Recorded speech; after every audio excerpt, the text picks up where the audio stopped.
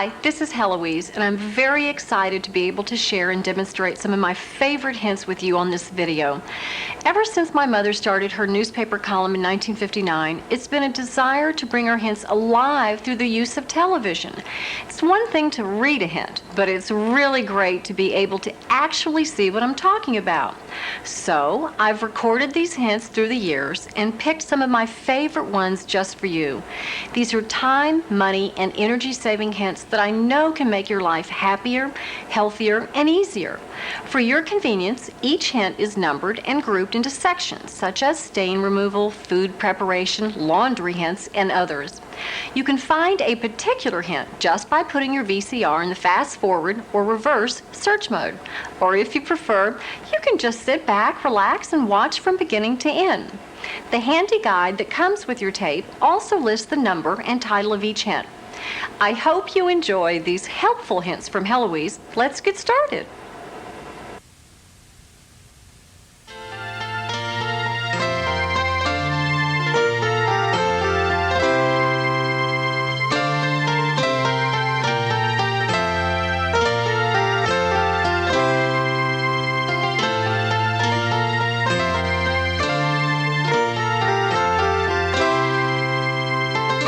Keeping track of all your family's activities can sometimes really be difficult. It's very important to be organized and keep a good calendar, but sometimes how can you tell who's going where? Well, if you'll assign each member of the family a different color pen, it'll help you a lot. They each write down their activity in their color pen. Then at a glance, you see the pink and you know that Sally's going to the Girl Scouts. Now, speaking of keeping track of things, we all know that you should save your receipts and your bills because you're going to need them later in the year. And nothing's worse than digging through a drawer. Well, what I do is that I go ahead and either staple it or paper clip it to the appropriate month. So this month when I pay a doctor bill, I take the receipt, put it with a paper clip on the preceding page. Then at the end of the year, I don't have to dig through a drawer. I know that they're right there and organized. Sometimes it's difficult to keep your address book neat because people are always moving and you have to scratch out addresses. Well, rather than do that, if you'll put the name in ink but pencil in the address and their phone number, then that way if they move, all you do is erase it and then write in the new one and it stays neat.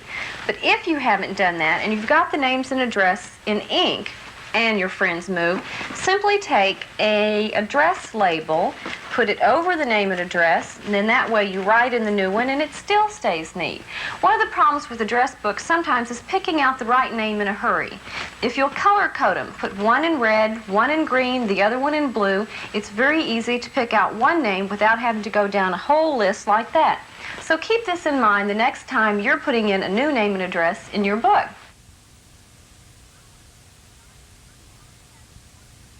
I want to show you what I do to keep my cabinets organized, and it's very simple. I buy these little turntables on sale, and I get 2 or 3 at a time, and I put them in my cabinets. Now, what's neat about this is everything's here, and with a flick of the wrist, you can find what you want. I have my fingernail polish, all my extra vitamins, good things like that.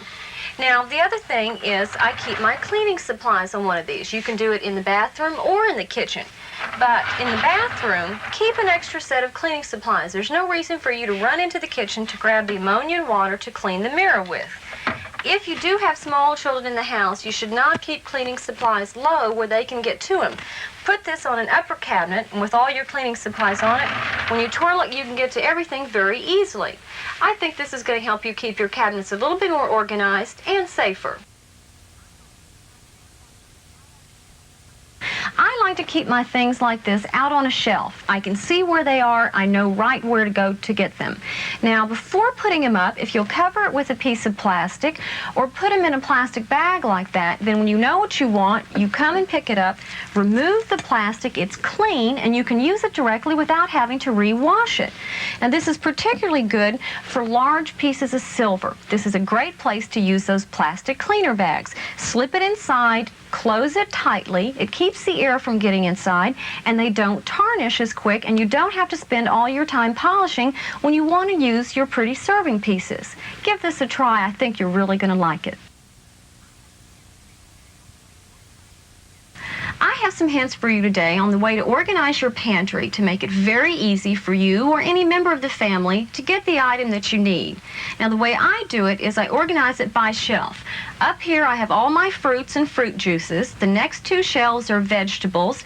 Down here I have canned meats and soups, and then I have a special shelf for miscellaneous and the special items like party things.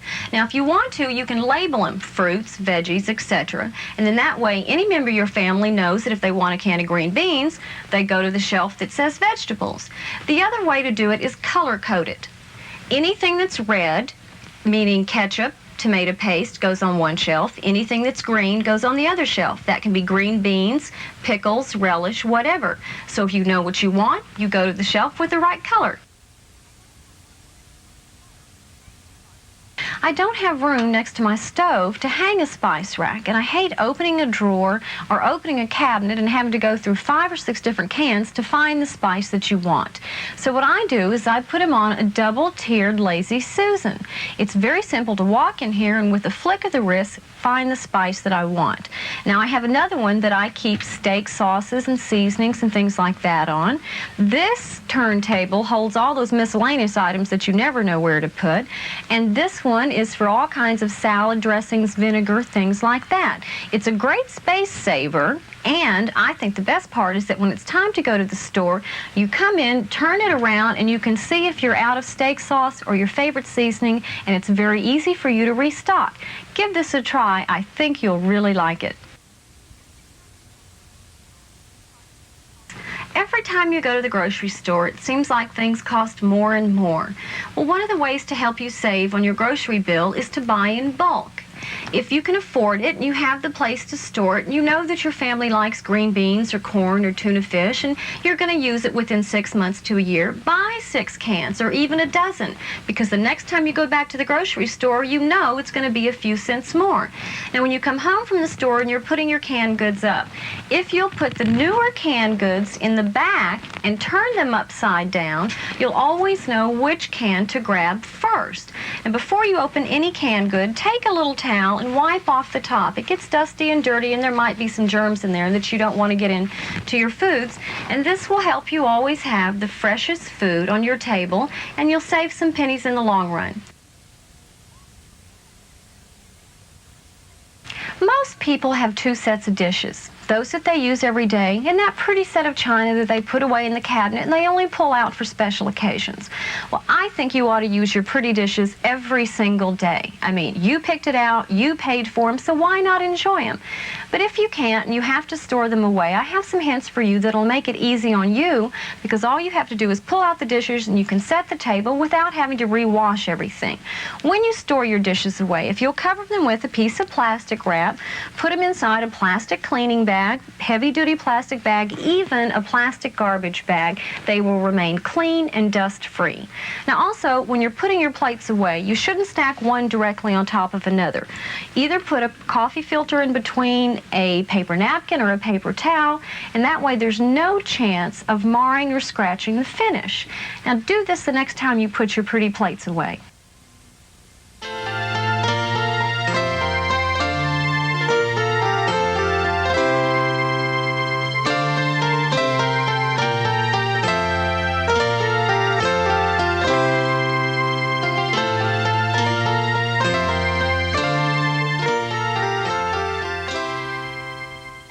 If your family likes hamburger and you know you're going to use a lot of it, when it's on sale, buy 10 or 20 or 30 pounds of it. It sounds silly, but it's going to save you money. Now, when you get home, there are a few things you can do that are going to save you time. Make up your hamburger patties. Do 5 or 10 pounds of it, wrap them, put them in the freezer, then you can just pull them right out. They're already done. Take part of the hamburger meat and divide it, and go ahead and brown 5 or 10 pounds of it. Put it in a plastic bag and say pound or 2 portions, pop it in the freezer. And this is going to save you time, because sometimes when you're in a hurry to fix dinner, you pull out the hamburger, it's already been browned, you add your green peppers, your onions, your spaghetti sauce, and dinner's half done. What I really like about this is that you're recycling. What you're going to do is use the plastic lids that come on margarine tubs and coffee cans and things like that.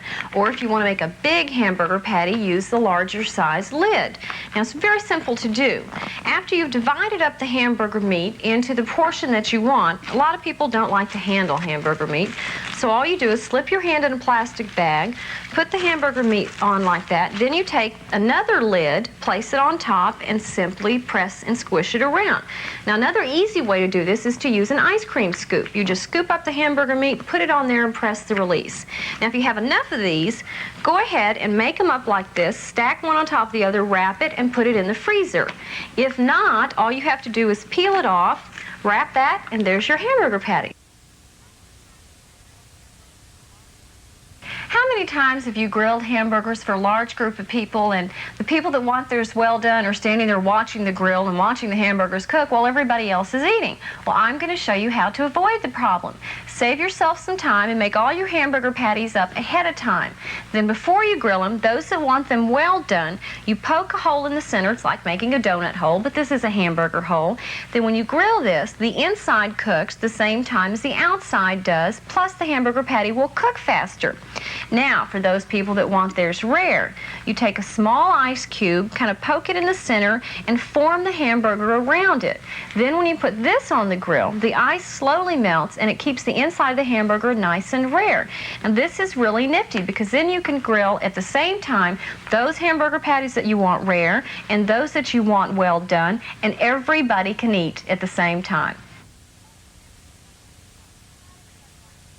Most everyone loves meatloaf, but not everybody likes to make meatloaf because your hands get all dirty. Well, let me show you how to make it and keep your hands nice and clean. All you have to do is use a plastic bag. Now use one of the bags that you bring fruit or vegetables home from the grocery store in, because you're going to throw this away. Put the hamburger meat in, your bread, your egg, your onions, green pepper, whatever you put in meatloaf. Then all you do is squish like this, and it mixes it all up, and your hands don't get dirty. This is a great way to get the kids involved in fixing dinner, because they just love to do this.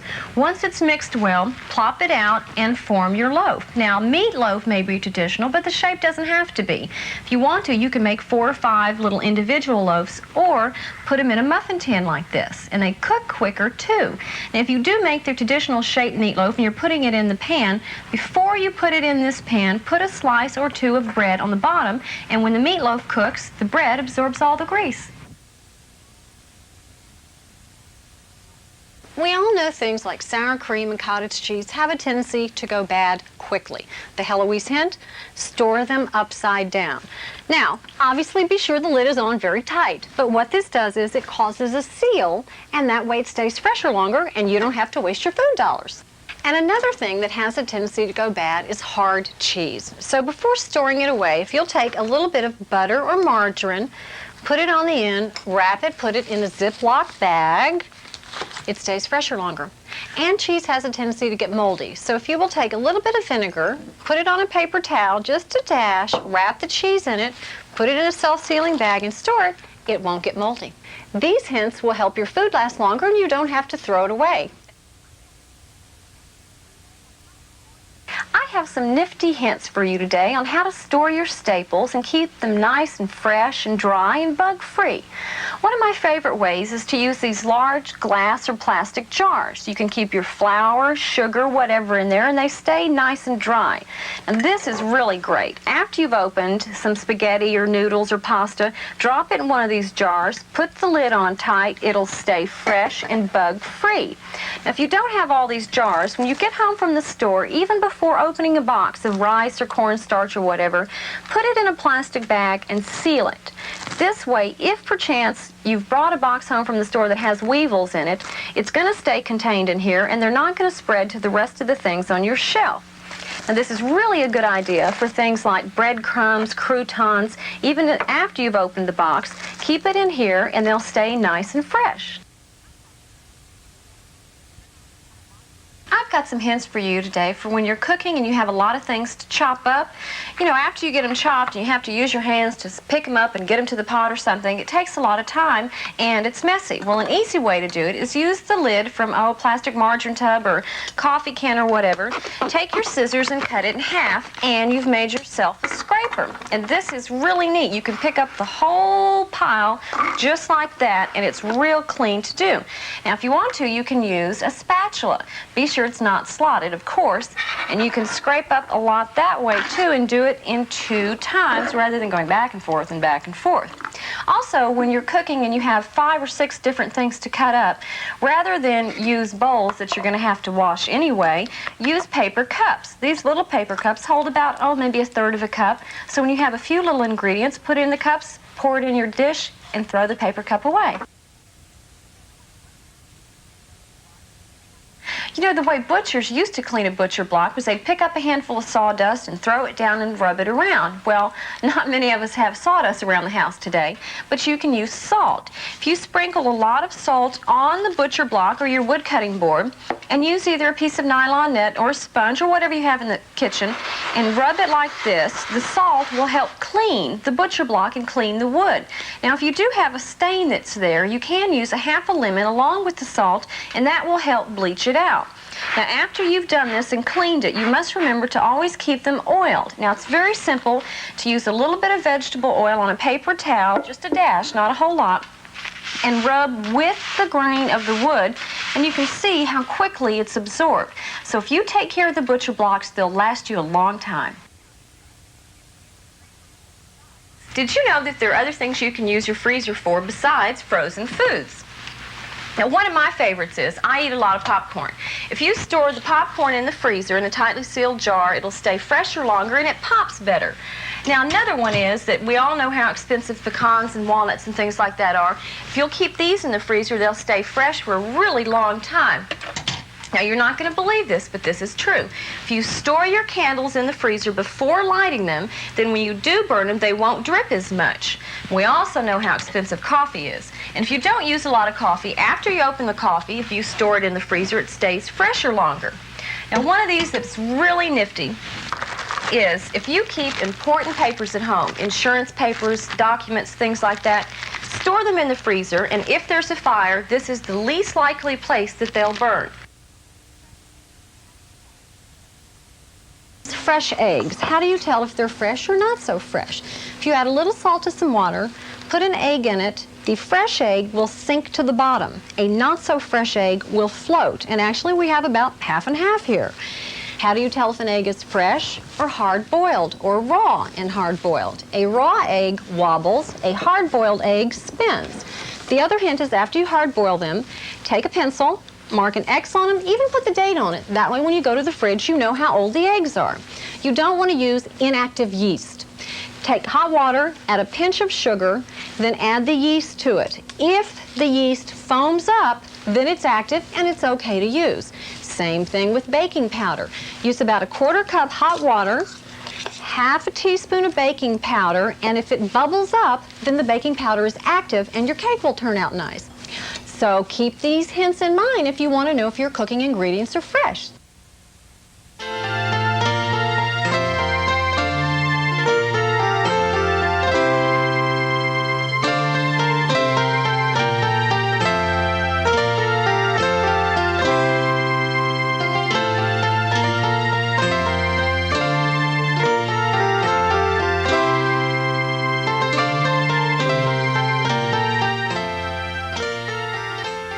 Fabric softener is really nice and it makes our clothes smell fresh and they're nice and soft, but sometimes it's a lot of trouble to use. Many fabric softeners say use 1 capful of fabric softener to a cupful of water, then you have to take this and pour it in the washer. Well, that's too much trouble for me. What I want you to do is when this bottle of fabric softener runs out and you buy your second one, go ahead and mix this up. Now, I've already diluted this with the right amount of water. That way you walk to the washer, pour in the fabric softener that's already diluted, and that's all you have to do. There's no having to worry with measuring cups and things like that. Now, if you don't get to the washer in just the right time, or you run out of fabric softener sheets, simply take a washcloth, put a few dribbles of liquid fabric softener on this, and put this in the dryer, and your clothes will turn out nice and fresh. Are you plagued with lint and fuzzy things on your dark-colored clothes? Well, I have a few hints for you today on how to avoid the problem.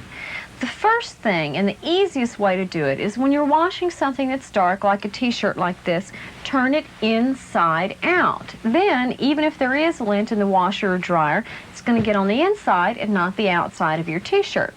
Now, another thing you can do is that when you have dark-colored clothes and you wash them all together, if you'll add a half a cup of vinegar to the rinse cycle, it will make the dark colors be nice and vibrant and eliminate most of the lint.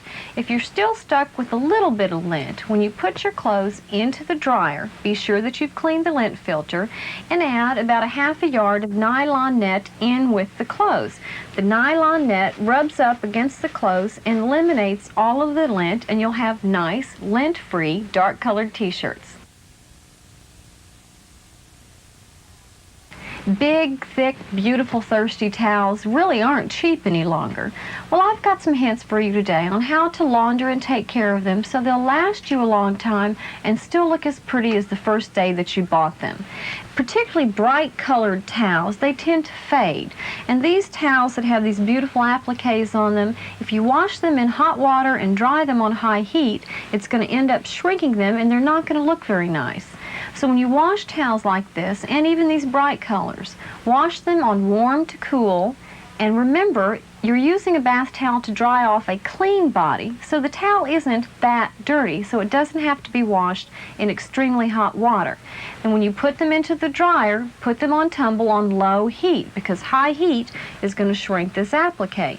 Now, the best way of all to dry a towel is hang it out in the sun, but be sure and not put it in direct sunlight because you don't want it to fade.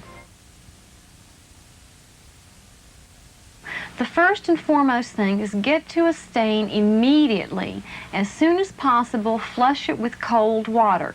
Now, the only exceptions to the rule are if you've spilled hot coffee or hot tea on it, then you use hot water to get it out. Now, also remember, if you've got a stain like this, when you're cleaning it, don't work this way. Work from the outside of the stain in, because otherwise you're just going to spread the stain further. And also try and work from the back side of the material first, pushing the stain out, because if you do this, you're just going to push it through the fibers. Now, remember this the next time you get a spot or stain on your favorite shirt, and I hope it helps. When it comes to spot and stain removal, the most important thing to remember is to get to the stain immediately and flush it with cold water. Now, that'll take care of most of them. But if you have a stain that hasn't come out, I have a few tips for you today on some things that you can do at home before you put the garment in the washing machine. A very simple thing to use is a bar of hand soap. Dampen it and rub it into the stain, then toss it into the washing machine, and a lot of times that'll take it out. Now, also, a real easy one to use is liquid dishwashing detergent. Put it directly on the stain. You may have to rub it in a little bit. You can even use a toothbrush or a nail brush. Do like that, toss it into the machine, and that'll work wonders.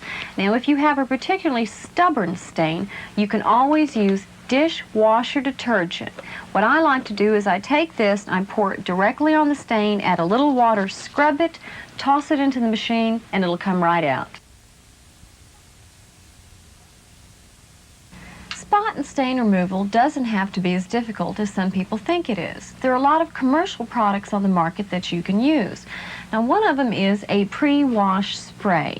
When you use a pre-wash spray, please be sure and read the can and follow the instructions. You have to be very careful because a lot of them, if you spray it on the stain and let it sit for too long before putting it in the washing machine, the pre-wash spray is going to leave a stain, and a lot of them won't work in cold water.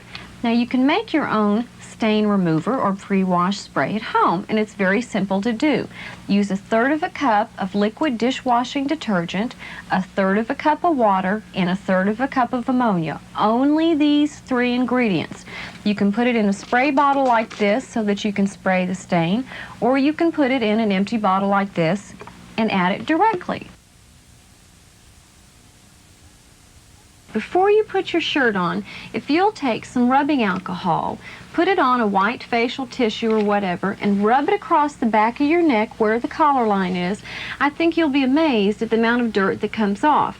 Now, I'm not saying you have a dirty neck, it's just that we do have natural oil glands across the back of our neck, and there's not much you can do about that. But if you want to help prevent ring around the collar, do the alcohol trick first, and if you perspire extra heavy, you can always try a little bit of antiperspirant. Rub it across your neck, let it dry, get dressed, and it'll keep you from having ring around the collar. Here are a few things that you can do on laundry day to get rid of ring around the collar. The first, and the one that I think is the easiest, is to use chalk. And all you do is take the chalk and rub it into the oil line along the material like this. Now what this does is the chalk will absorb the oil, etc. Then when you throw it in the washing machine, it will be easily washed out. If you don't have chalk, you can use plain old straight liquid dishwashing detergent and rub it across the line like this. Now here's the trick. Either use an old toothbrush, a fingernail brush, a hairbrush, whatever, and scrub it just like that to be sure that the liquid detergent gets down into the material. Throw it in the washing machine and ring around the collar goes down the drain. Do your wash day blues turn into lint day blues because of lint all over your clothes? Well, I've got a hint for you today on how to avoid that. The most important thing to do is you always need to clean the lint filter. Now, on different models of dryers, they're in different places, so find the lint filter on your dryer. Even if you go to a laundromat, it's important to locate it, and you want to clean this lint off. Look at that, because if you don't, this builds up and it causes the dryer to work overtime, plus the lint ends up on your clothes. Now, a lot of people don't like to touch the lint, so there's several ways you can do it. You can use an old hairbrush, a comb, and comb it like this. See? Or a lot of people use the foam fabric softener sheets after you use them in the dryer and simply wipe it away like this, and you won't have any lint on your clothes. Getting baby clothes clean on laundry day can be a particular problem. One of the reasons is because baby formula and baby vitamins are very, very difficult to remove. Well, I've got a home solution for you that works wonders on that and most any other stain you've got on a garment. Using a plastic or a stainless steel container, don't use aluminum. Put in 1/3 cup of household bleach, 1/3 cup of powdered dishwasher detergent to 1 gallon of hot water. Now stir this up until the dishwasher detergent dissolves. Now you're ready to put your garments in. If the material you're using will not take to hot water, let this solution cool before adding. Put the garments in, let them sit 5 or 10 minutes, pull them out and check.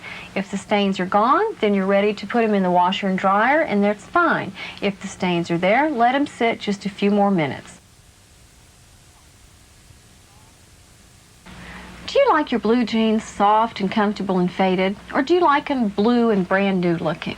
Well, I've got some hints for you today so that when you do the laundry, your blue jeans will turn out the way you want them to. Now, if you like them to stay blue like this so they're all brand new looking, particularly designer jeans, the most important thing to do is turn them inside out when you put them in the washer and dryer. Now, what this does is that when they're in the washer and the dryer, the jeans are going to rub up against themselves and other things, and it's going to cause friction. So if they're inside out, it happens on the inside, and the outside stays nice and blue.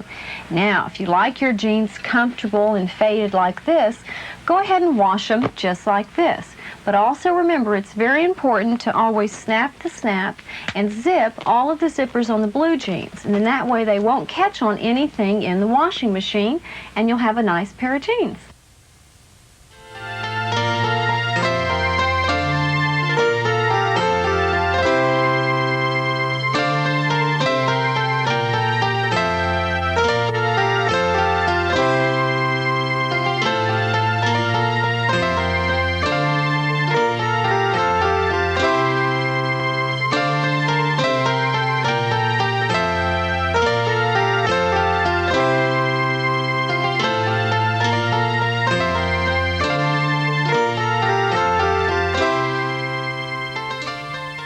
If you know Heloise, you know that I love nylon net.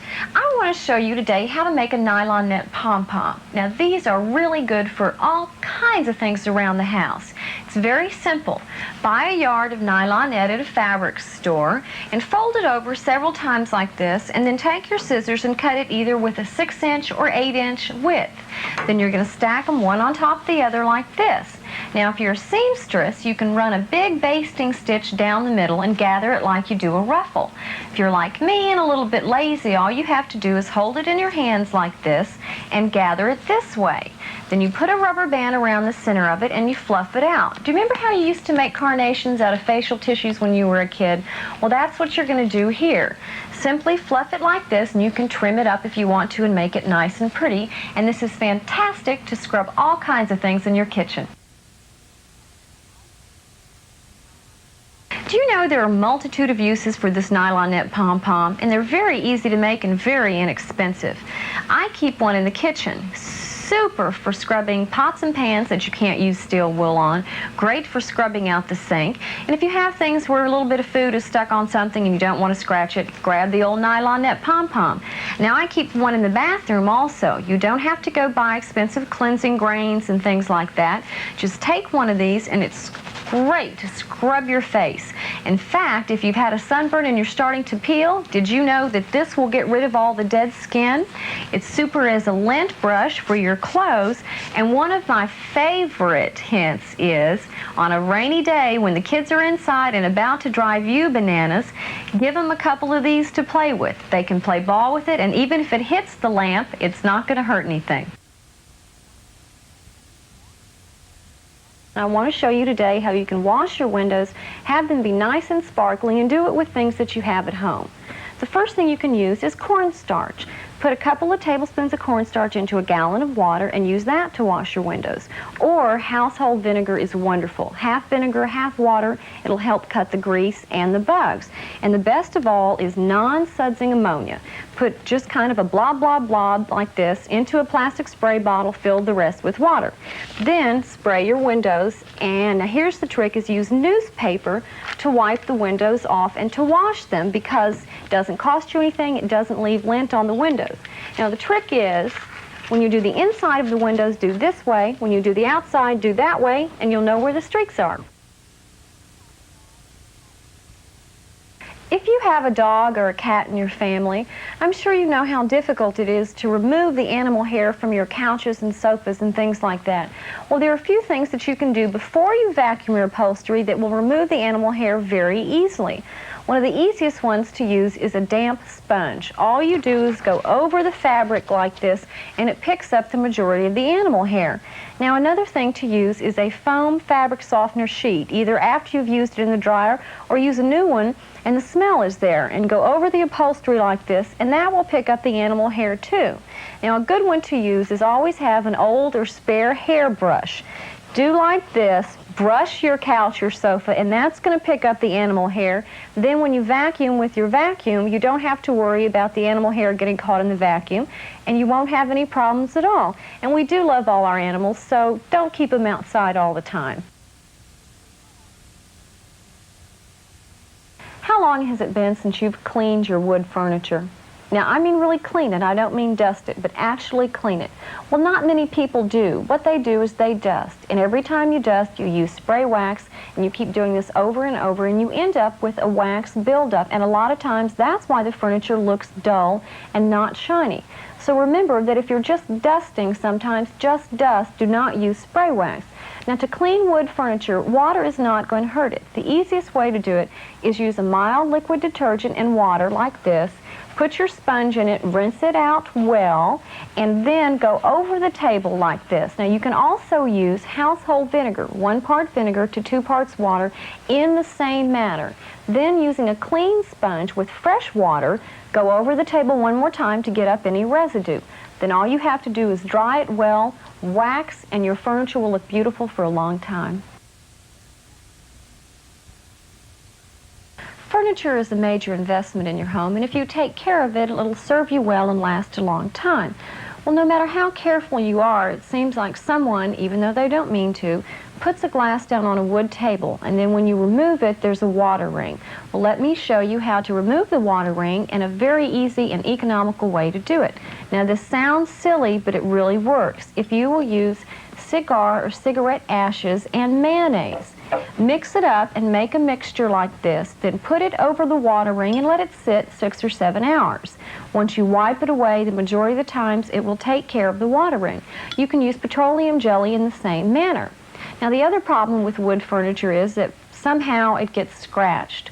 Well, if you've got wood furniture that is scratched, an easy way that will usually take care of the scratch is to use a walnut or a pecan, rub it in like that, and you won't see the scratch at all.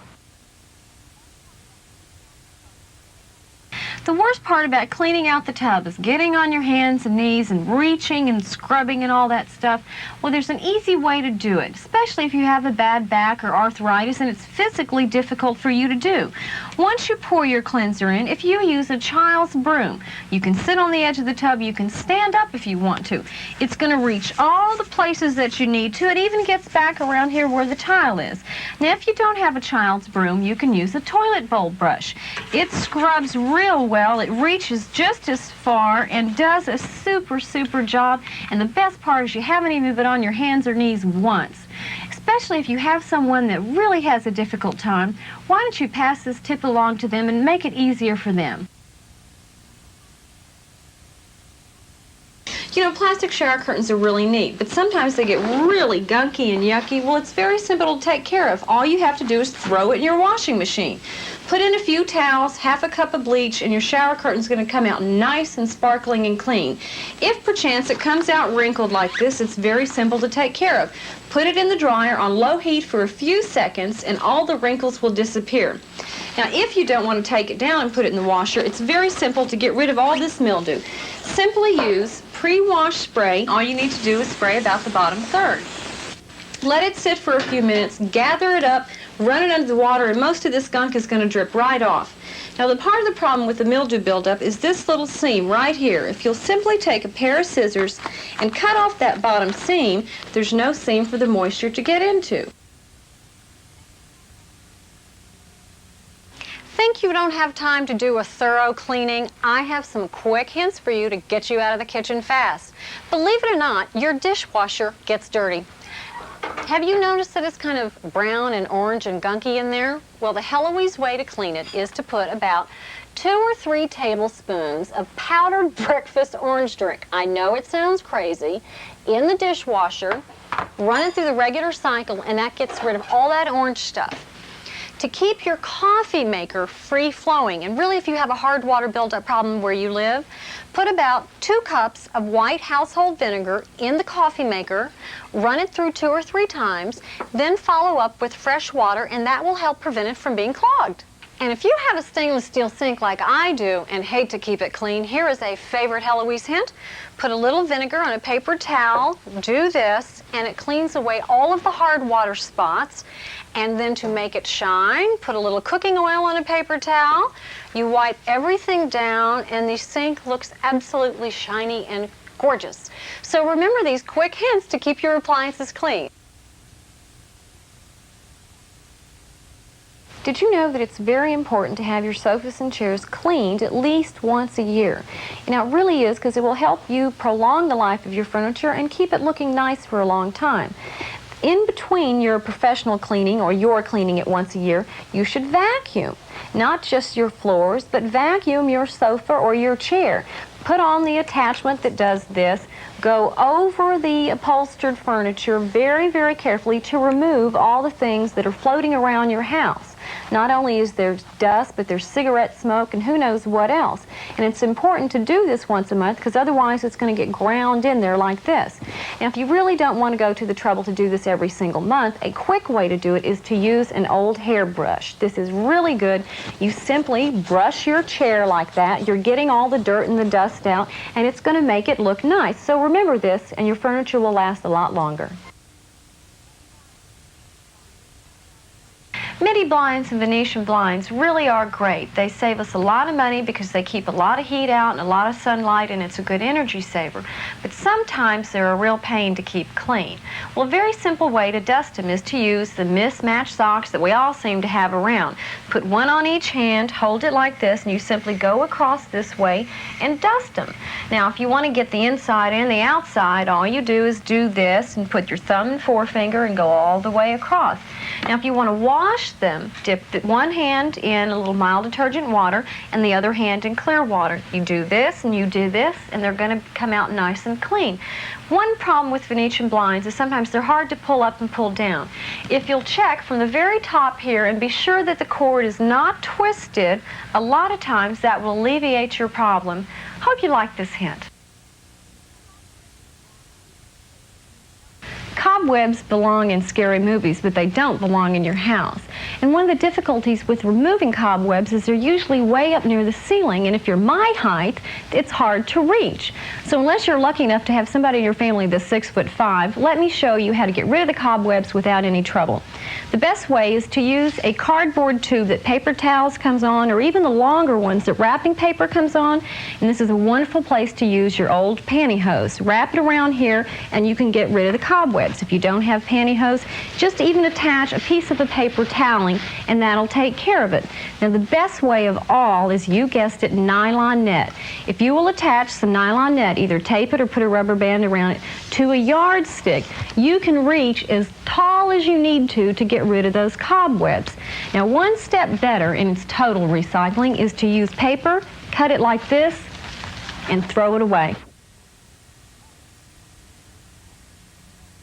Leather is very fashionable, and if you take care of it properly, it'll last you for years and years. Well, I've got some hints for you on how to take care of your leather goods at home so they'll stay beautiful. Now, remember that leather, whether it's a leather hat, a purse, or even a leather top table, is skin, so it needs to breathe, and you need to moisturize it. Most importantly, never store a leather purse away in plastic because it can't breathe. Now, also, it's like your skin, and you need to clean it. The easiest way to do it is to use mild liquid detergent in a bowl of water like this, dip your rag or your sponge in it, and go over your leather purse or whatever you're going to clean. Then you want to be sure and clean it with fresh water to get the detergent off. Now, after doing this, you want to moisturize the leather. And the easiest way to do it is to use neutral shoe polish, petroleum jelly, or saddle soap, and your leather will be beautiful looking for years to come. One of the major catastrophes you can have in your house is if a water pipe breaks or if the roof leaks and you get a very large area of carpet that's wet. I want to tell you what to do about it. The main thing is use toweling and blot up all the moisture that you can. Stand on this towel. But now all you've done is gotten up the surface moisture. I want you to pull back a corner of the carpet and look at this backing. Is this backing wet? If it is, I want you to pull the carpet back all the way until you don't see any more moisture. And also check the padding. If the padding underneath is wet, you have to pull that up and let it dry too. Now, if you've got an area that's about this size, you can use your hair dryer to dry the backing. Now, that may take you a while, but it's going to be worth it, because if you don't do this, it's going to end up mildewing, and you're going to have to replace all the carpet in the long run. If you have pets in the house, I'm sure you've been plagued at one time or another with pet stains. I'm going to show you how to take care of that. The main thing is to get to this stain immediately. Take paper towels and blot up all the moisture that there is. Use all the paper towels until there's no more liquid that shows. Now, once you've done this, to neutralize the pet stain, use half vinegar and water on a sponge and squeeze it out. Now, work from the outside in. And you may have to blot a little bit, because if it's gotten down into the backing, you want to be sure to neutralize it. Then go over with a little bit of clear water, just once or twice, and then the paper towels again. And if there's a slight discoloration left, you can use a little bit of liquid detergent and water to get up the stain the same way we did the vinegar, from the outside in, and that'll take care of it. It's really upsetting when you find a blob of candle wax like this. Well, let it dry. Then take your fingernail and flick off as much candle wax as you can, or you can use a plastic credit card or a dull knife. After you've done that, take some paper toweling, place it over the spot, and use your iron on a low to medium setting. Now don't put it on steam, and you're going to iron this. Now what it does is it draws up the candle wax. You may have to do this 2 or 3 times, and it may take you 5 minutes, and you have to keep turning and turning. There you go. See? It brings it up. You may have to keep turning the paper towels or put fresh ones down. Then, if there's a little bit of discoloration left, all you have to do is use a mild detergent and fresh water, and that'll take care of the problem. One of the questions I get over and over again in the column is how to get out carpet stains. Now the main thing when you have a stain is to get to it immediately with paper toweling, and you're supposed to blot up all of the moisture. And I don't care if you have to use an entire roll of paper towels, and I want you to put all your body weight on it and get all the liquid up. Now after you've done this, if there's a discoloration left, use a little bit of liquid detergent and water on a sponge. Now the trick is to work from the outside of the stain in towards the center, because if you go from the center out, all you're going to do is spread the stain. Then a little bit of clear water to get up the detergent, and then the paper towels again. And keep pressing and pressing and pressing until there's no moisture at all, and that should take care of most of the stains that you're going to get on your carpets.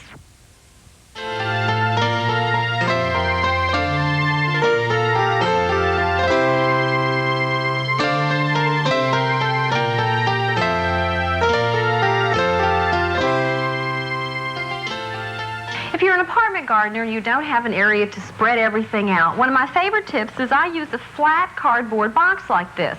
Put my rocks in one end, your dirt, your peat moss, whatever you need, and it all stays contained. Now most people use rocks or pebbles for the bottom of the pot for drainage. If you don't have that, if you'll use these little styrofoam things that we pack crystal in and stuff like that, put them in the bottom until it covers the hole and it works out perfect. Also, one of my favorites is eggshells. Save your eggshells and you crumble them up like this, put them in the pot till they're about 1 inch covered, then you go ahead and add your soil, okay? Pot your plant like that, and everything is right there and it's contained. Now the next time you're playing home gardener, use these tips and it'll make it a lot easier. This is a spider plant, and these little things, I call them babies. Once they get to this size, if you want to start a new plant, you pinch off this and you put it in water. And after a few weeks, you're going to get a nice root system. Once you've got your root system like that, you can repot it into soil, and you're going to get a beautiful new plant from a plant that you already have. Now the same thing with ivy. Ivy seems to grow long and spindly, and sometimes the leaves grow far apart like this. If you'll pinch it off right at the leaf, it's going to grow nice and bushy. Then you take this part, plant it in water, and you're eventually going to get another root system like this. You repot it, and you have a whole new ivy plant from your original one. Before you make your arrangement, you should always cut off about a bottom 1/4 to 1/2 inch of the stem. Now I use a pair of scissors because it's a lot easier than cutting them with a knife. And when you do cut, be sure and cut the stem at an angle, and it's exposed more of the stem and it can absorb the water easier.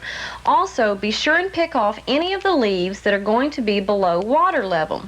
Then when you do make your arrangement, be sure and put warm to hot water in the vase, and this will also have the flowers absorb the water quicker. Now, if you every day or so, if you'll change the water and snip off a little bit of the stem, your flowers will last longer. Now, a real good trick for flowers that are a little bit droopy is to pop them in the refrigerator for a few hours and they'll perk right up. And never ever put a bouquet on top of a television set. It's too warm. One of the problems I have is when I go out to the garden to pick flowers, I cut them and their stems are really short and they won't fit in the tall vase that I want to use. So I simply take some marbles, fill the vase up, add water, then when I put the flower in, the marble supports the stem to the right height. Now if you don't have marbles, you can use a plastic drinking straw and measure approximately how high you want it to be. Then all you do is cut it to the right length. Then, when you insert the stem into the straw and put it in the vase, it's supported and the water comes up through the straw and they stay nice and fresh.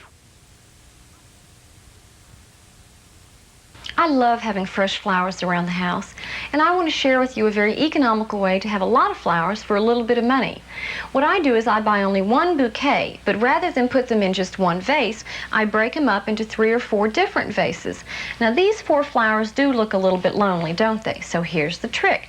Go out to the garden and cut off some greenery. Just a snip here, a little bit there, you fill it in and it looks lovely. Now if you have a lot of flowers in the bowl, then you only need just a few small little leaves to fill in the void spots.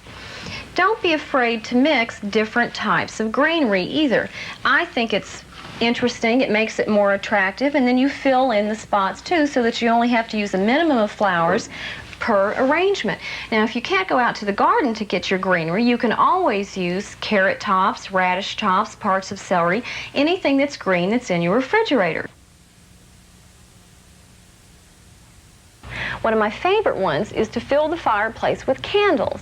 Then when company comes over, or just on a nice evening, you light the candles, you get the glow of having a fire, and you haven't created the extra heat. Now if you're going to do this and you have small children in the house, please be sure and put your fire screen up because you don't want the kids crawling up here and getting their hands in the candle. Now another thing to do is put flowers in your fireplace. This is lovely, either along with the candles or by themselves. And it looks great. And you can also add your green potted plants, and it looks green all summer long.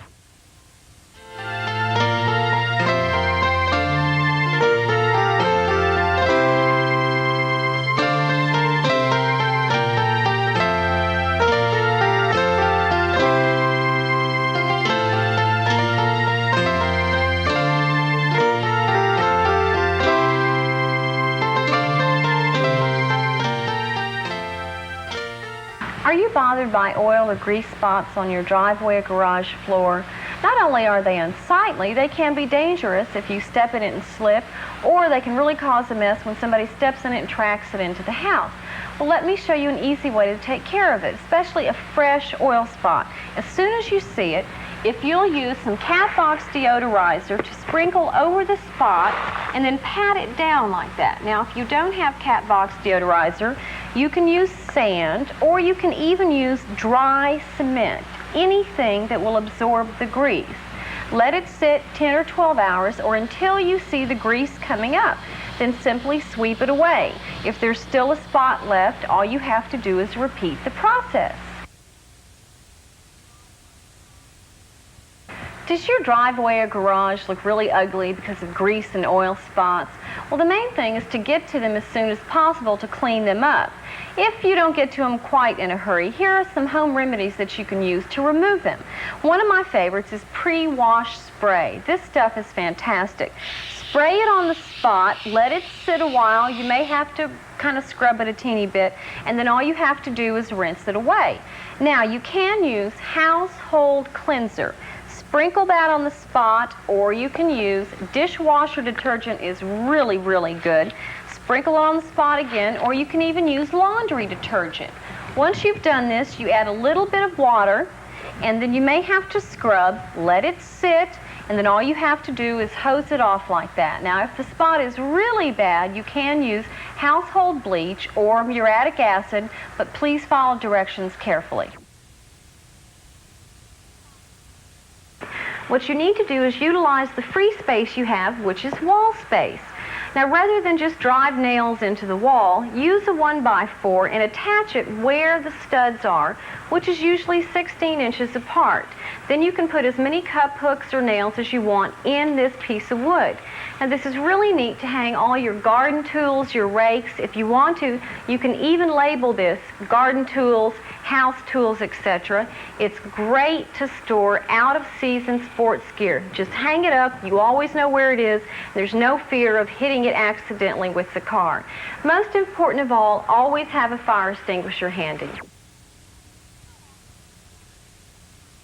How How often have you had a difficult time with your garden hose? It never fails, no matter how careful you are about wrapping it around in a figure eight or rolling it real neatly and you put it away.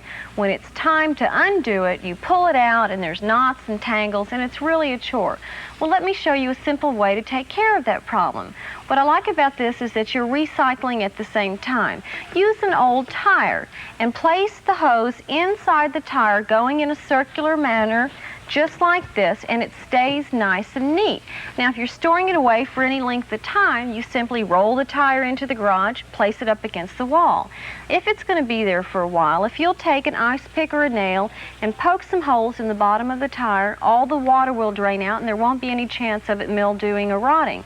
Then when it's time to use the hose, you simply roll it out, pull it out, and there are no tangles. How often have you loaned out your hammer or a screwdriver or garden tool and then it's not there when you need it? Well, I've got some hints for you today on how to color code and identify all of your tools so they'll always find their way home.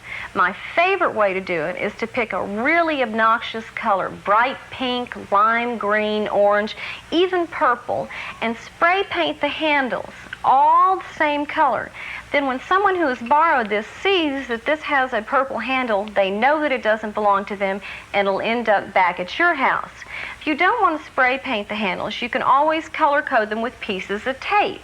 Now, the best way to be sure that these are returned to you is when whoever comes to borrow it, have them watch you write down on a list that John Smith has borrowed my screwdriver. Then in 2 weeks, when you need to find it, you go to the list and you know where it is. One of the reasons that household and garden tools particularly rust is that there is moisture, that they're damp, and then they rust. Well, an easy way to solve the problem is to store them away someplace that it's going to be dry. A quick way to do it is have a bucket and fill it with sand, or you can use a bucket and fill it with cat box deodorizer because this absorbs moisture. You put the garden tool in there and there's no problem. Now, if you're going to put them away for some time, simply add quite a bit of motor oil, or you can even use household cooking oil to the sand or the cat box deodorizer, and it will keep the tools from rusting. You pull it out, wipe it off, and you're ready to go. I think most of us who wash our cars at home do it to save money. Well, there are a few tips that you can use if you wash your car at home to save money that gives it that professional look and it doesn't cost you much more. The one thing we tend to overlook is the carpets. Oh, we vacuum them out, but that's not good enough. You need to clean them. Now, a very simple way to clean them is to use baking soda. All you do is sprinkle the baking soda on the carpet, rub it in well, let it sit a while, and vacuum it up. Now, if you have a few slight small stains on it, you can use household liquid detergent and water on a sponge, rub it over the stain, and then go over it with a clean sponge to get rid of the detergent. Now, if you want to clean the entire carpet, don't forget that you can use commercial carpet cleaner that you use inside your house. Spray it on, let it sit a while, and if you have a tough stain, scrub it with a toilet bowl brush. I just hate to get into a car that has a stale, smoky smell. Well, if it bothers you too, or you have somebody in your family that smokes, there are a few things you can do to help prevent it.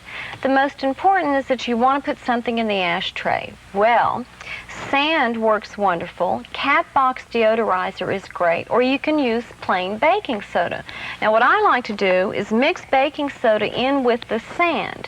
Then when you put a cigarette out in it, the baking soda helps deodorize, and the sand is an extra added safety precaution because the cigarette won't sit there and smolder. You don't have to worry about it. Now, also, if the car still doesn't smell quite as fresh as you'd like, a real simple way to take care of it is unwrap a bar of soap and keep it under the front seat of the car. It will make the car smell nice and fresh, and you won't have that stale, smoky smell. If your garden hose has a hole or tear in it, do you automatically throw it away and think you can't use it? Well, you can use it. If it has a small hole or tear, now I don't mean a 10-inch gash, you can repair it. All you need to do is use a candle and drip wax over the hole till it's completely covered. Let it dry. Then using waterproof tape or duct tape, starting at the center of the hole, wrap it out this way. Then come back and start over where the hole is again and wrap that way so that you have double duty where the gash is, and you'll repair the garden hose. Now, if you want to make your own soaker hose instead of having to go buy one, or a good way to use an old hose is very simple. Use an ice pick or a hammer and a nail, and going along the hose, poke holes in it at the distance that you want. Then when you hook it up, you've made your own soaker hose and at no extra cost. Nobody likes to paint because it's messy. Here's some hints. Always put the can on a paper plate, and this helps catch any of the extra drips. Take a large rubber band, put it around the paint can this way. It takes 2 people to do this, and what you do is when you're painting, you wipe the brush off like that in no messy paint can. Now for inside, no one likes the smell of paint. Add a few drops of vanilla extract to the paint, or outside, put a few drops of insecticide in the paint, and what this does is it keeps the flying buggies away until the paint dries. And when you're painting a room, take the switch plate off, and right on the back of it, put a piece of tape, the brand and the color number, and then that way you don't have to guess the next time. I think everyone's least favorite job is taking the garbage out. And one of the reasons is that it's heavy. Or even particularly if you use the plastic garbage bags, they're big and they're bulky and they're hard to carry. Well, I've got a hint for you that you're really going to like. All you have to do is use a child's little red wagon. Put the plastic bag in it, or even put your garbage can in it, and then simply pull it out to the curbside. You haven't had to lift, drag, anything. Now, if you do use this, be sure and drill some holes into the wagon. Then that way, if it does get left out in the rain, the water will drain out and it won't rust. Now, this is particularly good for elderly people, people that are handicapped, or that have a bad back and can't lift and carry heavy things. Also, remember that it does work in reverse. If you have some heavy packages from the grocery store that you need to go into the house, put them in the wagon and take it right to the front door. You know, I think we've all had to struggle at one time or another closing a garbage bag, especially when there's a lot in here and you can't get all the corners together to put the twist tie around it. Well, the way I like to do it is to fold it over and then twist the ends together like this. Now also, I like to close them with rubber bands. They're easier for me to handle, and I never can keep up with the twist ties. What's good about doing it this way is that if the garbage happens to be a little bit heavy, that you've got 2 little handles to drag it outside by. And when you put it outside, it never fails that the local dog wants to find out what's on the inside of the garbage, right? I'll show you how to take care of it. If you will spray the bag with some insect repellent, or you can use a little bit of ammonia, put some here, and be sure that it's all over the bag. It will keep the animals from tearing open the garbage bag.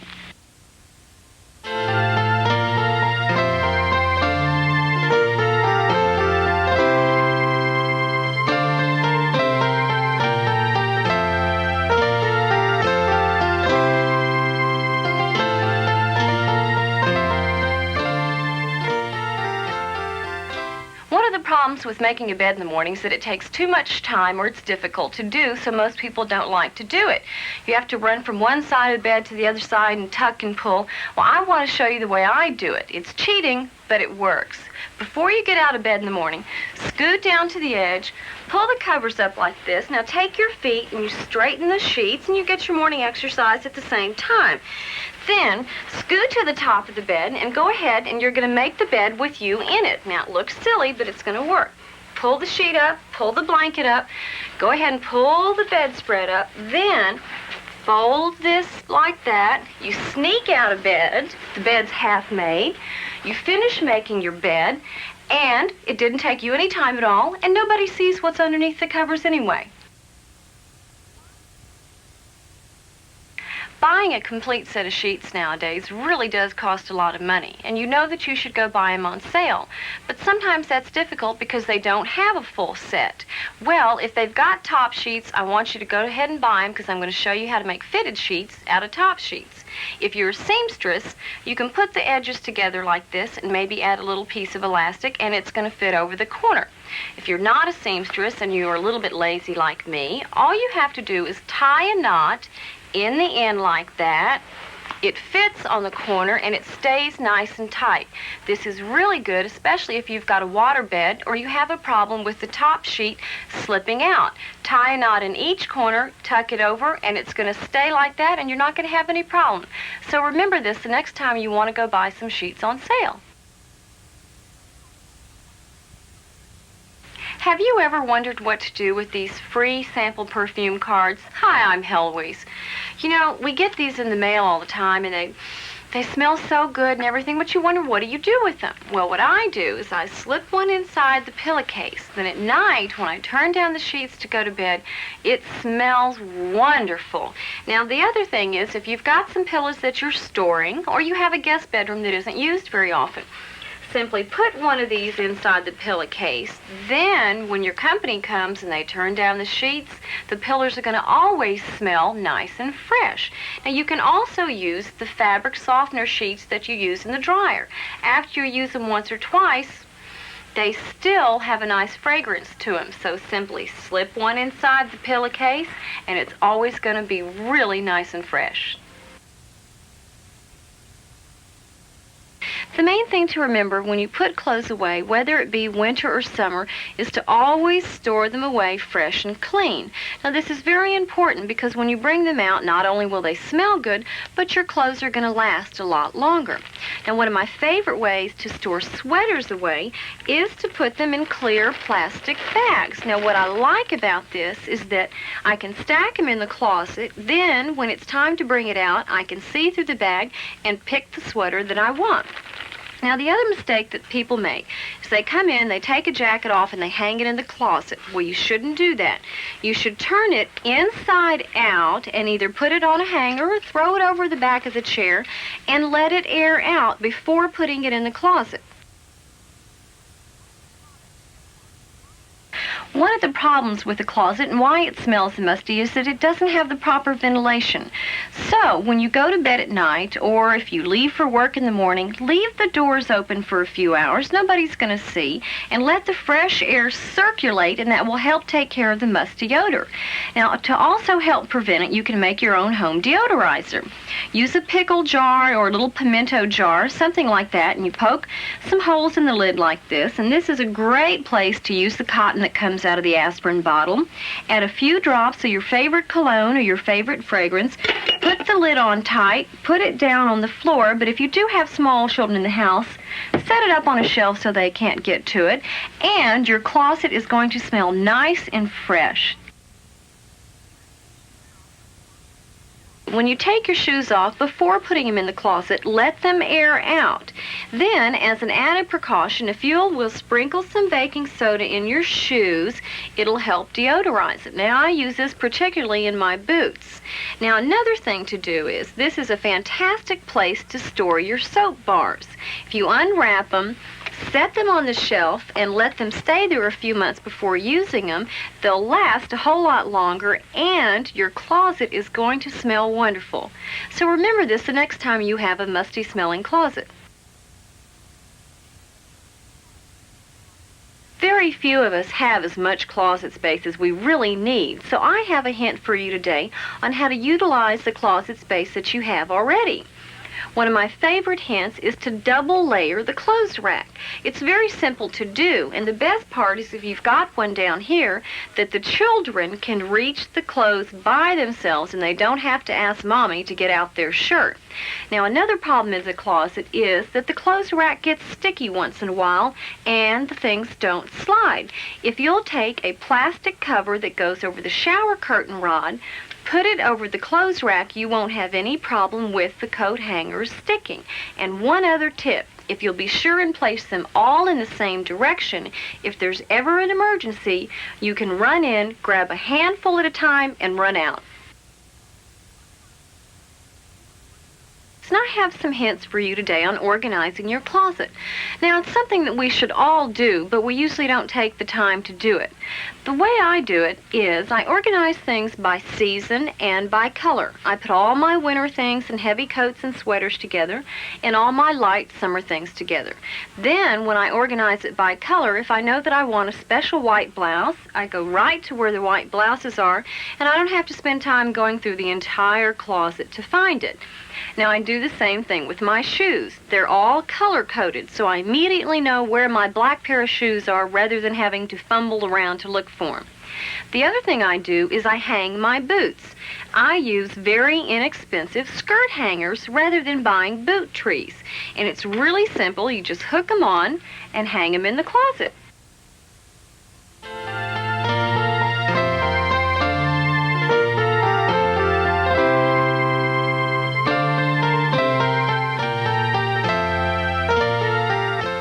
If you've ever had to serve a tray of food to someone who's sick in bed, you know that it can be a little bit tricky once in a while.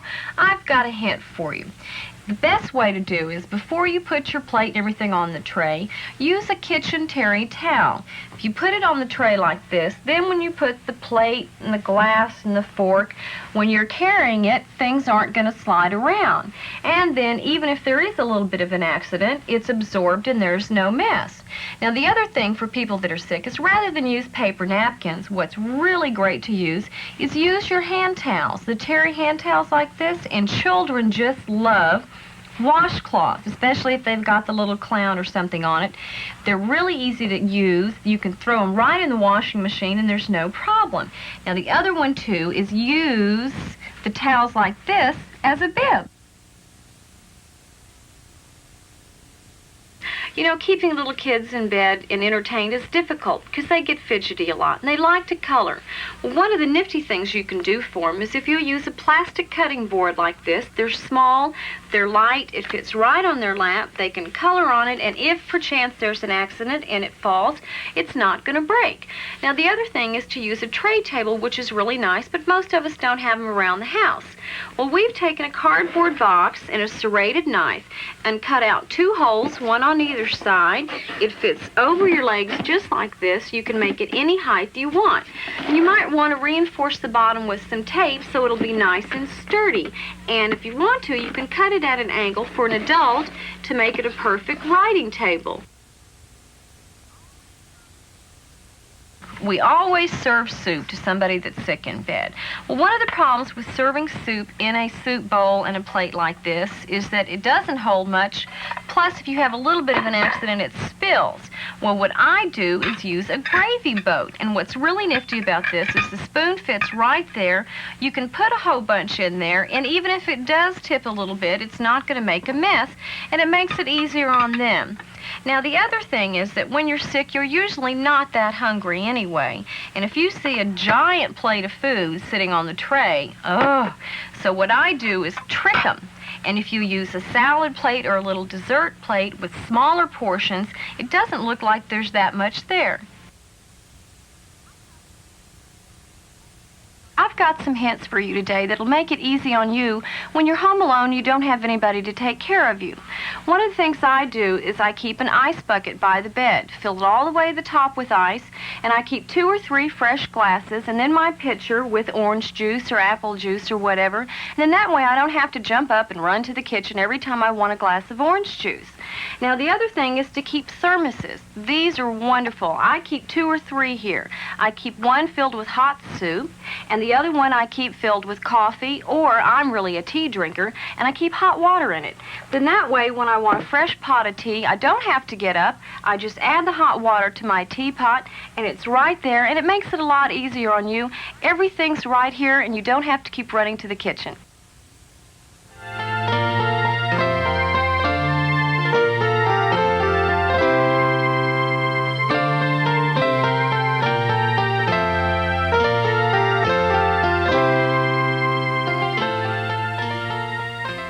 You know, I think everyone loves to barbecue, but nobody likes to clean up afterwards. And one of the messiest things to clean up is the barbecue grill. I've got a few tips for you today to make it real simple for you to clean the grill. The first thing is, after you've taken the last hamburger or hot dog off the grill, if you'll throw it down on the grass and squirt it with the hose, now be sure that it's out of the traffic pattern, then when you come back, most of the gunk is already off of it and you don't have to scrub too much. If you've forgotten to do that, if you'll use a large, sturdy plastic bag and put the grill inside and add about, a half a cup to a cup of ammonia.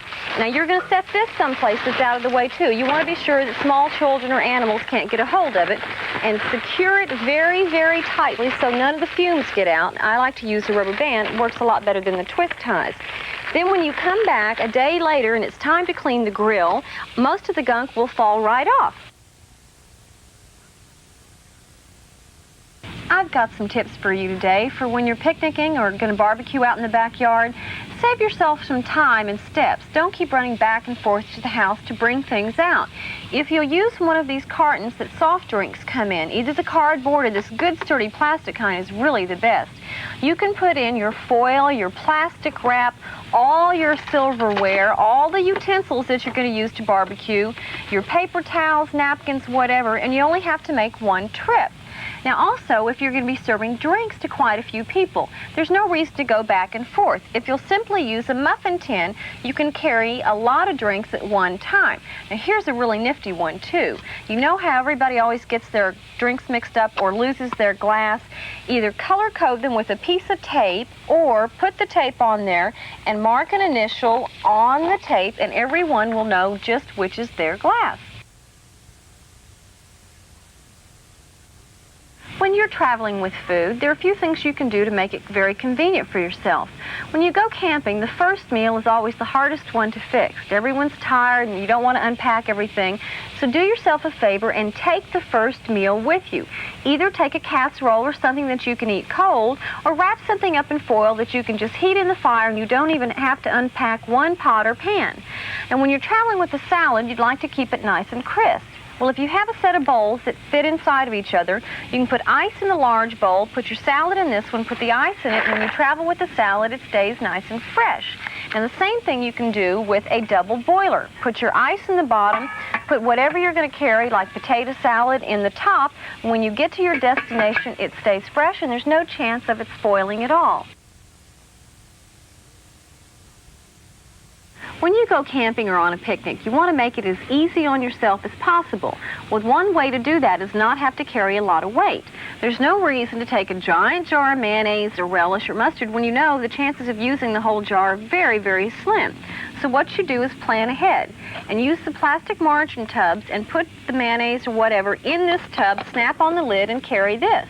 If you've got a large family, use the large size. Now on a picnic, there's a problem with everybody opening the jars and doing this. Use a muffin tin and put everything in like this out on the table. Then you can cover it with plastic wrap when you're finished, but if someone wants to make a sandwich a little bit later, everything's out. If you don't have a muffin tin, you can always use paper cups like this, group them together, and the same thing holds, that all you have to do is put some plastic wrap over it and it'll keep the flies off. Now remember to make it as easy on yourself as possible because you want to enjoy the day too. Camping really is a lot of fun, but sometimes it's hard to find a place to shower or change clothes. Let me show you what to do.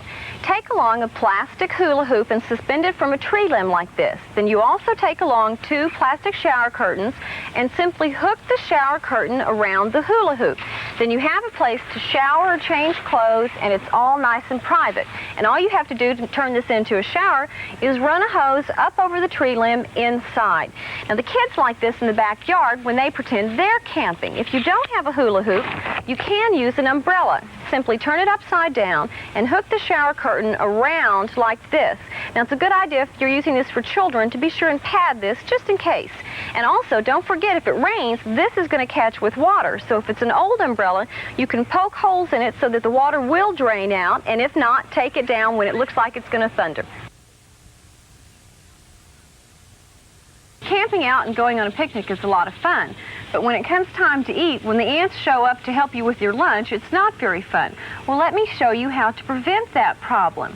If you'll take along some plastic margarine tubs or tin cans, or in desperation if you've not taken these with you, you can use a paper cup. Fill it with water and then set the table legs in one of these containers. Now, if you don't have small children or pets that might get to the water, you can add a dash of kerosene or bug repellent or even a little bit of vinegar to the water. And one of the other problems is flies. They drive you bananas. Well, if you've got one in particular that's bothering you and you don't have bug spray, you can simply use some hairspray to spray the fly and it will kill it.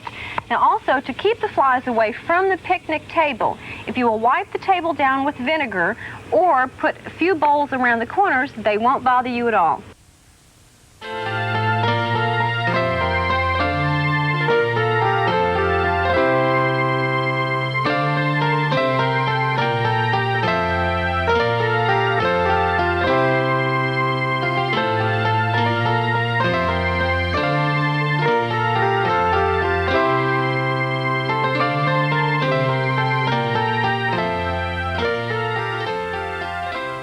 You throw your soap slivers away. Well, you shouldn't, because you're throwing money away.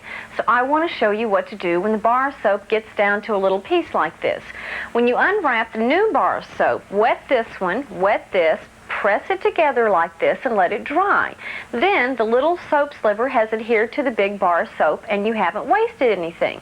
Now, if you want to, you can take a piece of nylon net and cut it about 8 inches wide. Slip the little teeny piece of soap in there, tie a knot in each end, and you have a back scrubber for in the shower. Now, another thing to do with soap slivers, or a new size bar of soap if you want, is take the bar of soap or your slivers, drop them in the bottom part of a pair of pantyhose. Tie a knot in it, and this is great for camping. You tie it around the outside faucet, and the little kids don't have to run in the house to wash their hands all the time. How many times have you moved a picture from one place to another, or made a mistake when you've hung a picture and you take the picture hanger out and you're left with a big hole in your wall? Well, let me show you a very easy home remedy to take care of it. All you do is take an aspirin and you crunch it up with the back of a spoon like this and make a relatively fine powder. Then wet the end of your finger and gather enough powder that you think will fill the hole and simply pat it in. Now, you may have to do this again if it's a pretty big hole. But just to pat it in like that, then you brush away the difference, and no one is ever going to know that you made a mistake. Now, if you have green or blue walls, an easy way to do it too is you can use toothpaste, because toothpaste is colored. So pick the color of toothpaste that matches your walls, pat it in there, let it dry. You can kind of buff around the edges, and you won't have any holes in your walls that anyone can see.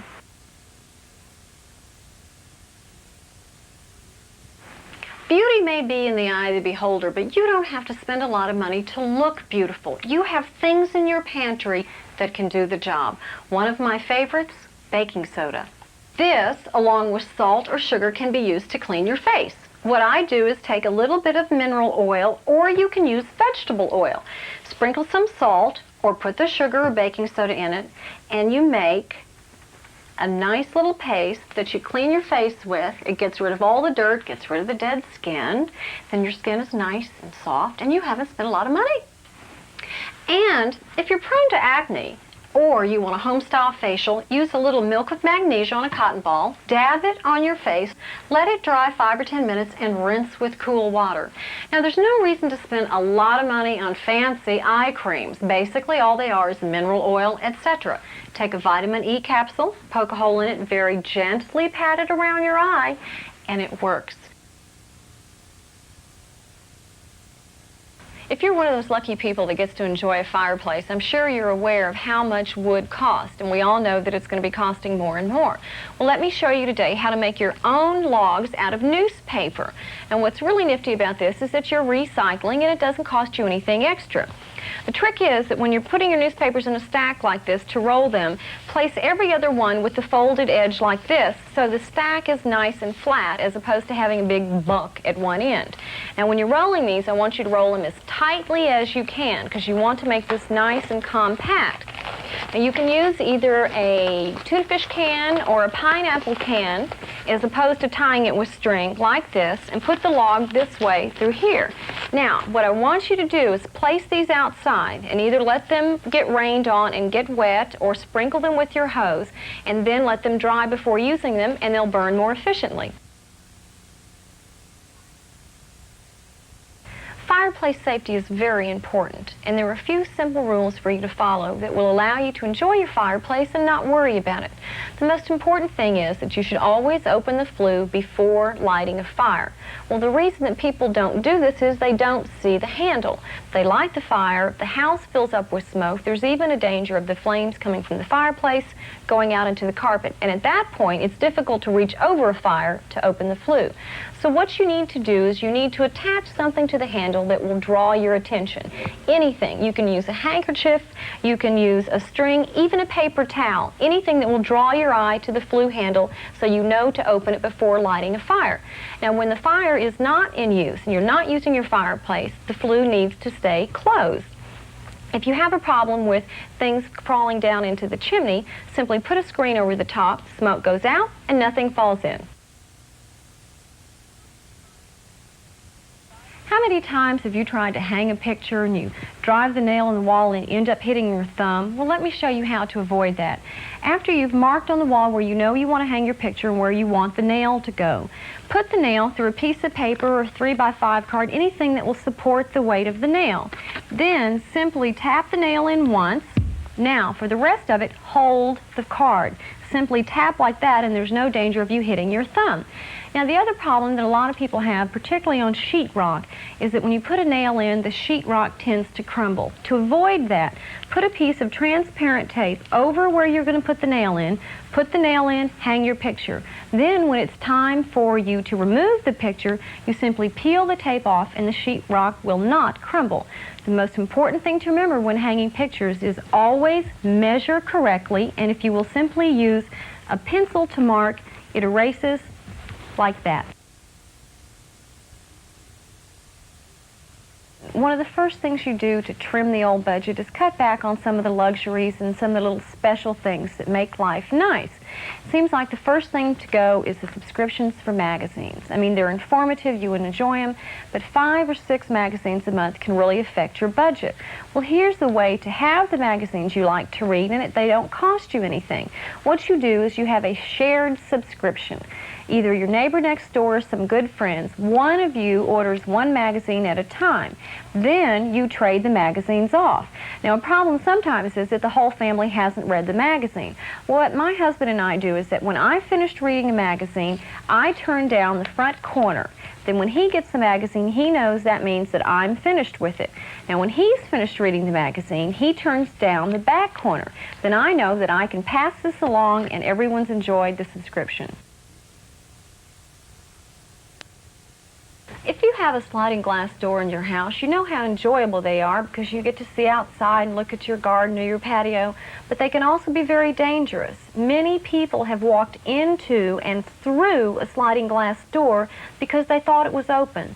So to avoid this in your house, if you will simply put a decal on the sliding glass door in the middle, they'll see this and know that the door is closed. Now, if you don't want to attach one of these decals permanently, this is a perfect spot for grandmother or even mother to display pictures of the little ones. Simply tape it up there, you see the picture, you know that the door is closed. Now also remember too that your eye level is here, but the little ones that run in and out and never seem to stop and think, they have to see down here. So if you've got little ones in your house, put a picture at their eye level and be safe and never sorry. If your animal is large enough, you can take their pill, and if you'll wrap it up inside a piece of luncheon meat or roll it up inside of a piece of hamburger, they'll eat this whole thing and not even know they've had any medication at all. Now, if you have a smaller pet like I do, this is Tequila, and she's 12 years old. It's hard to give her a big pill, but she loves butter. So I take a little bit of butter, and I put it on my finger, and I let her lick it off first.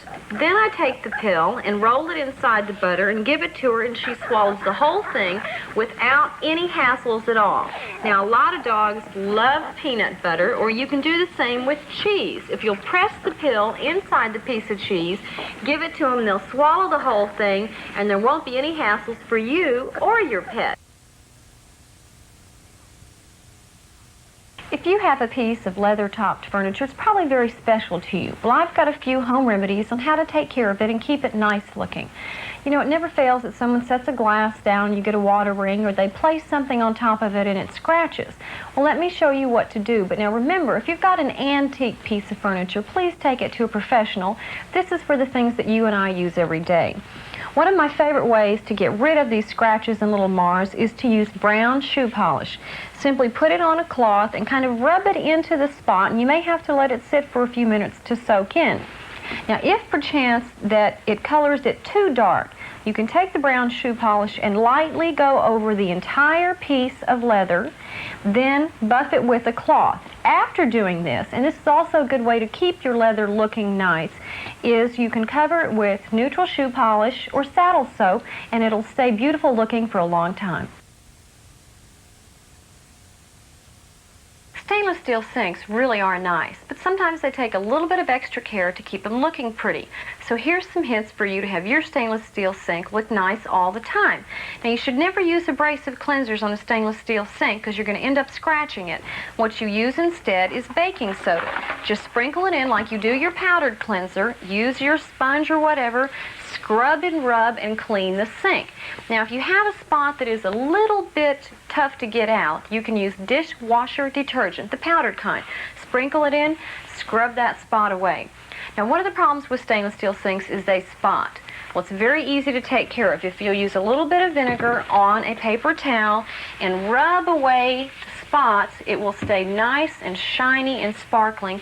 And the final tip is, after it's all clean and dry, put a little bit of cooking oil on a paper towel, run it around the sink, and it'll sparkle like new.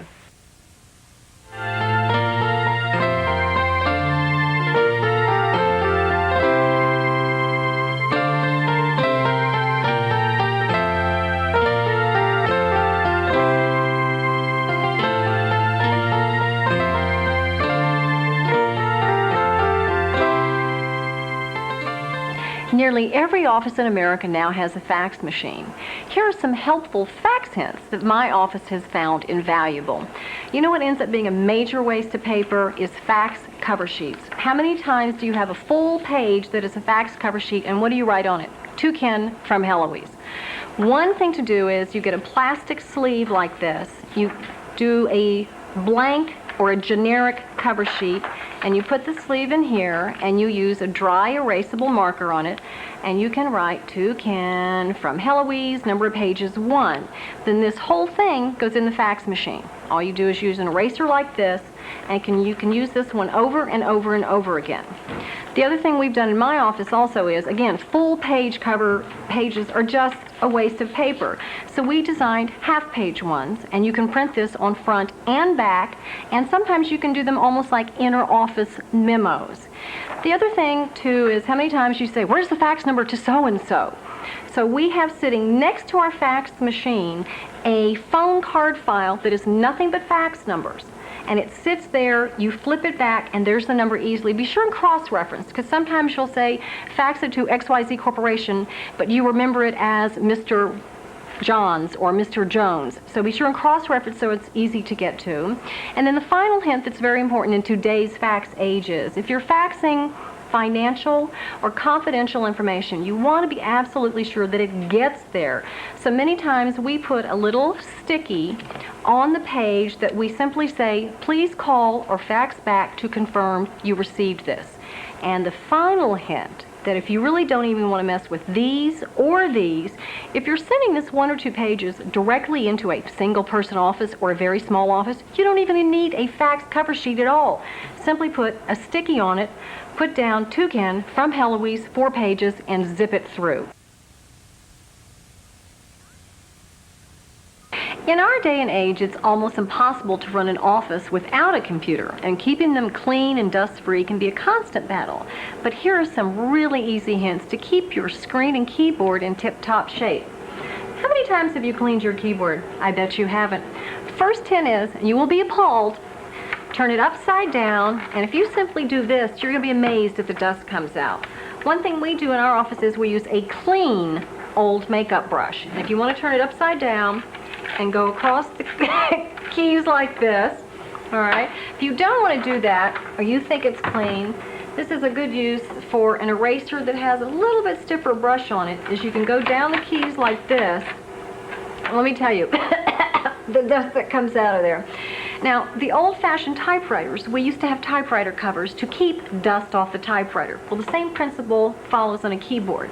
So in our office, one of our office staff crocheted what we call a keyboard cover, and if you put that on every night when you leave, it'll keep the dust off. If, however, you forget to do that, or you're a little lazy, if when you turn the computer off, if the last thing you do is either pick up a piece of paper or something that's on the desk and at least cover the keys like that, that is a very inexpensive dust cover for the keyboard. The other thing is the computer itself, the screen and around gets really yucky and dirty. Well, you really should clean it occasionally. You can use rubbing alcohol on a soft cloth, and you want it just really slightly damp. Now, what rubbing alcohol does is it helps remove ink from our clothes, so it will remove it from your computer screen. Don't use it on the screen directly here, but around like this. So I think these computer hints are going to make your life a little bit easier. One of the most important tools in the office that is often overlooked is the telephone. And how often do you ever think about cleaning your telephone? Well, let me tell you, it can get pretty bad. Particularly during the cold and flu season, you want to be sure and clean the mouthpiece. So one way to do it is to take rubbing alcohol, put it on a soft cloth, and you want it not too wet, slightly damp. You want to wipe off all the areas that people touch. The other way is, if you don't have that, every office should have one. Buy a box of them. They're cheap. Is moist towelettes. They have a little bit of a cleaning agent in it, and they have rubbing alcohol. So you can quickly wipe that off. It takes off fingerprints, cleans your hands at the same time. And many times, sometimes it gets a little dusty here. We use the trusty clean makeup brush to go through and dust it and make it nice and clean. We all want our office to run neatly and efficiently, and here are a few hints that will help. One thing we all use is file folders. An economical way to use and reuse them is, once you've used this and you want to get rid of this, you simply take a new little sticky and you put over it and you rewrite that. And you're saying, well, I know that, but I bet you don't know this one. Say you've done that 5 or 6 times. You turn the folder inside out, and you have a sticky on the outside, and you have a whole new folder to use. Recycling and money saving at the same time. And recycling and money saving. How much computer paper do you have around?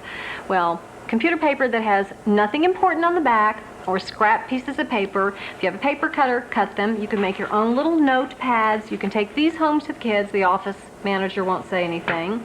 Every office should have a sewing kit. Here's the hint. Pre-thread 3 or 4 or 5 different colors of thread there, then all you have to do is zip it out and sew the button on. And my last hint is, of course, everyone has scissors. I don't know about your office or your house, but if it's like mine, they tend to walk off. So this is what my staff does, is they put their names on their scissors, and then I can't walk off with them. I think these hints will make your office a little bit more efficient. I travel a lot, and I've run across some really great hints that have made my life easier, and I think they will you too. When you travel by air, you usually get an itinerary, and it has your tickets in it. Well, here's what I do. I use this all during the trip, and I put all my hotel receipts, my cab receipts, everything in the back, and it keeps a nice compact travel folder. Then also on the back of it, I list my expenses between cabs, lunches, etc. And then on this side, I write all the people that I've called. When I get back home, this is my complete travel packet, and it serves as a good reference for the IRS. You know, spots and stains don't happen just at home. They do happen in the office, and they're particular ones. Things like coffee, ballpoint ink, lipstick, pen, pencil. You should always have a little an emergency spot and stain kit in the office. At the very minimum, you need rubbing alcohol. Dry cleaning solvent is very good to have. A stain stick. And you can always use bar soap to get things like makeup off of clothing, and the little travel hair shampoos that you don't know what to do with, they're great to keep at the office. The #1 question I get all the time is, how do I get ballpoint ink and lipstick out of washable clothing? Well, the answer is the same for both. It's rubbing alcohol. If you're taking it off a material, you want to put absorbent padding underneath where the stain is. Put rubbing alcohol, on a cloth, and then dab gently or rub very lightly at the stain, and it's all gone. You know the thing about cleaning up at work, it's kind of like at home. You're the one that has to do it. Well, here's an easy way to do it, and hopefully others will follow lead. If you have, buy cheap liquid detergent, leave this much in, fill the rest with water so it's very thin. You set that by the sink. Then all they have to do is put a squirt in a coffee mug, rinse it out, and there are no excuses not to clean it. Now back to our yucko coffee carafe here. Put a little bit of the diluted liquid soap in there, add a couple blobs of vinegar, which helps get rid of hard water spots, and you can swish it around. Whoops. And if that cleans up, it's fine. Or you can do what they do in a lot of cafes, is they put ice, many times crushed ice, into the carafe. And then as you swirl this around, the ice tends to clean it up, and this one is pretty bad. I think it's about 90% done. Then all you have to do is rinse it out several times. And the real hint is once you're done, is if every time you rinse it out, if you wipe the inside out with a paper towel, then it doesn't build up, and you are not the one who has to clean it out all the time. I really hope these help you. How many times have you walked out of the house and forgotten your lunch? Here's some hints so you won't have that happen to you again. If you make your lunch the night before, it needs to go in the fridge. If you make it in the morning, put it in one of these designer bags that we all know, and you can either tie it to the fridge door or attach it, hang it over the handle, and then you see it and you can't get out of the house without it.